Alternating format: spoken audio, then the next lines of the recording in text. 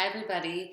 Lynn Cox here, Rapid Transformational Therapist. It's been a little while since I've done one of these chit chat videos. I'm going to try to do some more because lots of exciting information and hopefully some helpful insights or tips to be able to share with you guys. But I just had a session with a client and it was, as per usual, phenomenal. We did have this session online, which is great. I'm also seeing people in person.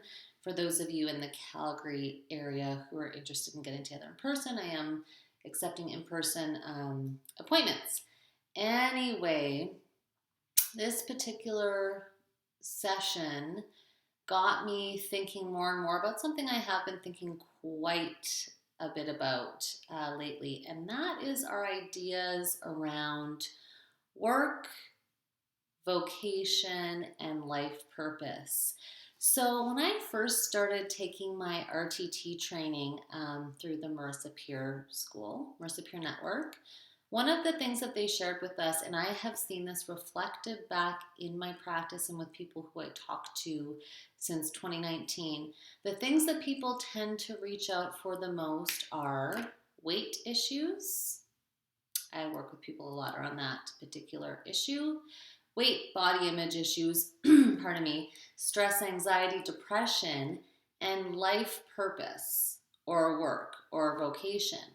So, without getting into too much detail, I work with a lot of people who have achieved a lot of success when we look at the standards of measurement that include financial remuneration, level of seniority, as well as high levels of education.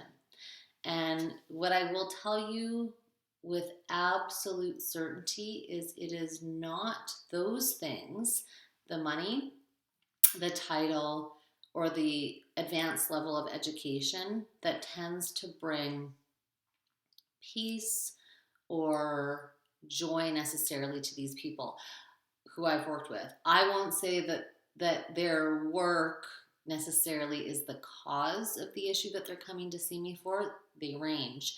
But what I will tell you is that having a lot of money, prestige that comes with an advanced educational accreditation or a senior level position does not bring people joy.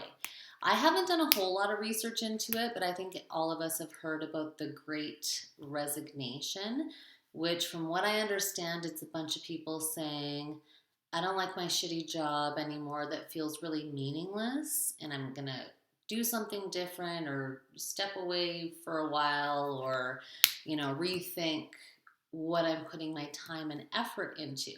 Now, I'm not suggesting in any way, shape, or form people just quit their jobs and, throw caution to the wind. I know a lot of us have financial obligations and responsibilities and often can feel a huge weight on our shoulders for taking care of children and mortgages and, the expenses that are inherent in living in the kind of culture and society that we live in. We need money and we need a certain amount of it to do so. But just some things that I would consider people start to ask themselves, because this is something that does come up with people often, because I work with a lot of people around weight and food issues and people wanting to shed weight and to get into better health. Really, got to ask yourself, okay, how is the work that I'm doing on a day-to-day basis impacting the physical condition of my body? Like, so many of us are quote unquote knowledge workers. We're that, I think they're described as the Peloton class that can do our jobs from our computers. I'm one of those included. I see clients via my computer or in person sitting with them. But, we conduct so much of our day in business connected to the online world or to our computers and our desks.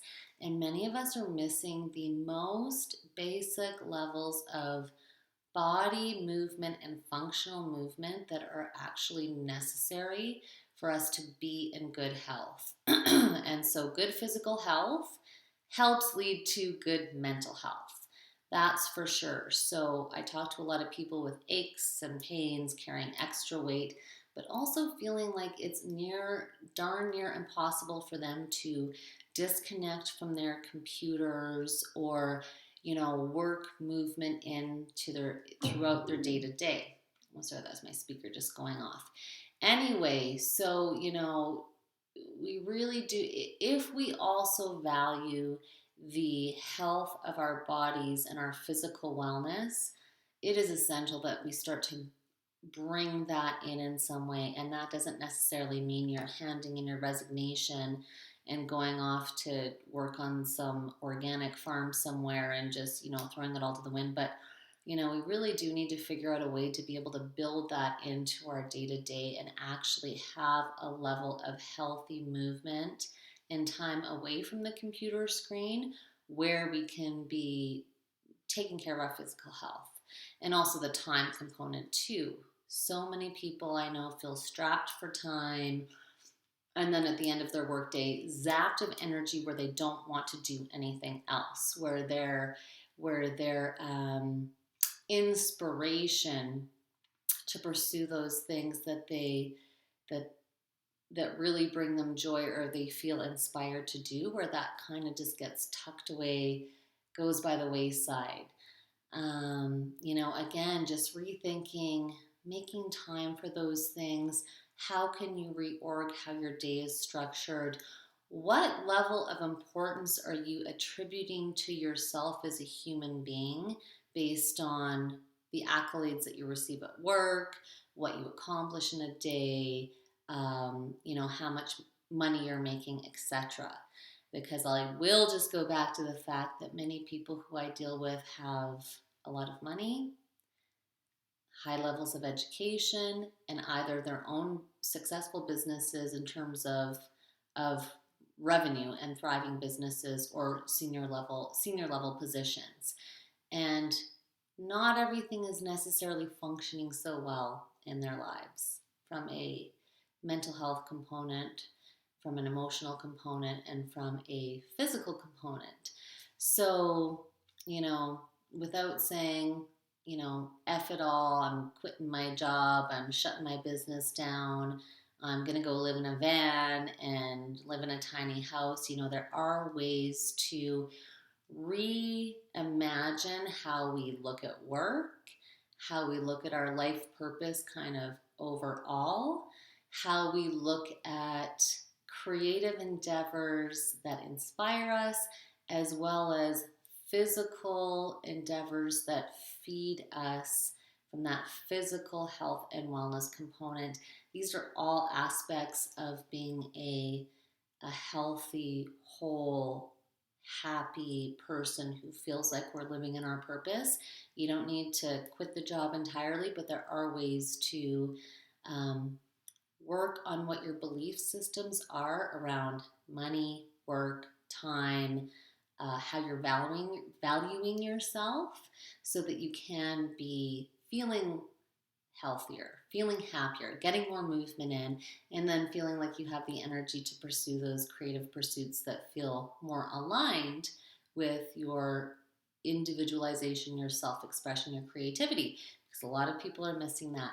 So anyway, it was such a fantastic session to have today. I love working with all my clients.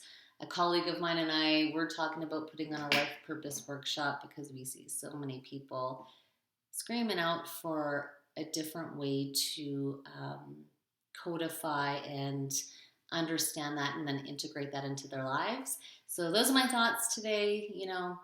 There are ways to tweak things, work on your belief systems, and find yourself at the day-to-day level feeling like you are executing more on your life purpose, moving your body more, and enjoying things a little bit more.